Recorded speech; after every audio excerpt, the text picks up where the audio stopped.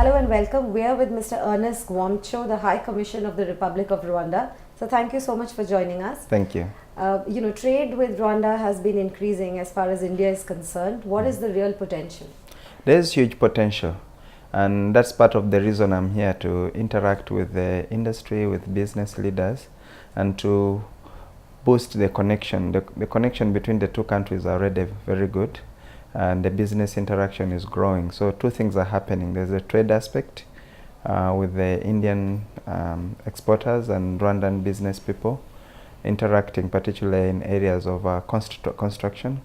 Our economy, the Rwandan economy, is growing at 8%, and it's been growing at that level over the last decade. So there's huge potential that is coming with that growth. We are doing a lot of investment in infrastructure, IT, the telecom industry, and we've had Indian companies coming in, both as investors but also in terms of trading. And the trade between India and Rwanda has grown just in the last couple of years by over 42%. That's probably the single largest growth on the continent if you take bilateral trade figures. When you're talking about trade, what are the commodities or what are the sectors that are actually conducive for trade between these two countries? Yeah, so there's a trade in the area of material that is required for construction. There is a trade in food products, food produce, rice and all that. I think there is a lot of potential to grow in other consumables and trading items.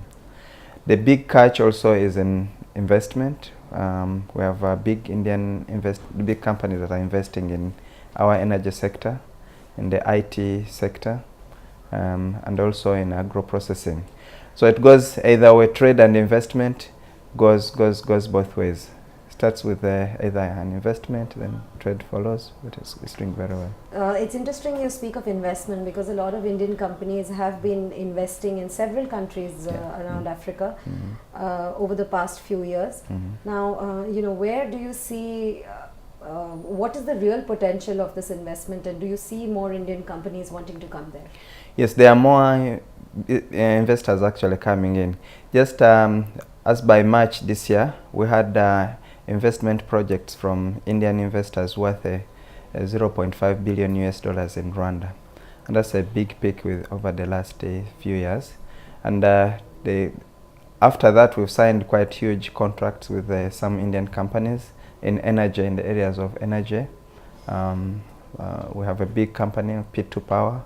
We have methane gas resources. We have a hydropower project, solar. And Indian companies tend to do very well in those areas and have the technologies developed. So we have a huge potential there. In terms of industrial clusters, do you see a potential for Rwanda perhaps collaborating with Indian industrial clusters? Exactly, because India has done very well in that area, has quite well developed clusters that have been the springboard of the growth of the medium and small industry sector, enterprise sector, and we have a lot to learn from that. We think that that model, and I think there has been a lot of discussion around that at the Global Economic Summit that has been hosted here over the last couple of days, that there is quite a lot of practice and knowledge and also technologies that have developed under the cluster system that Rwanda will definitely learn from. And I've interacted with quite a number of investors and actors in that area, and we hope that that's one big takeaway from this conference. I know it's too early, but what are the sectors that you see Rwanda perhaps collaborating with India with as far as industrial cluster work itself? Agro industry is a very big, particularly agro processing. That's a very, very big area we're looking at. Development in IT, India has done very, very well in the IT sector. That's one area we think we can do together. The other area that India has developed very well, but that is less exposed to our part of the world, is the pharmaceuticals. And we see that there is a lot of also that can be done in that area. The textile industry, you have clusters here that have done well in the textile industry. But there's also other aspect we can develop based on the knowledge that is here, particularly in the development of crafts and art, because that is an area where we see some clusters, as I was seeing some of the presentation here, that I thought, wow, this is something we could do. We could really learn a lot to do from, and it may not need necessarily investment from China, but it just needs to take the knowledge and some of the technologies that have been developed.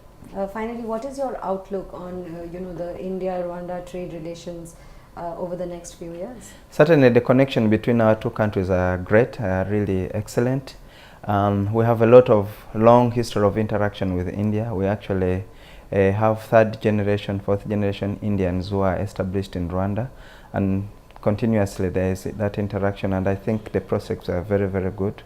Certainly we are seeing a pickup in the volume of investments, but also in the volume of trade, and I think as that more interaction happens, the outlook is very good, and the numbers are already telling a very positive story. Okay, thank you so much for joining us. Thank you so much.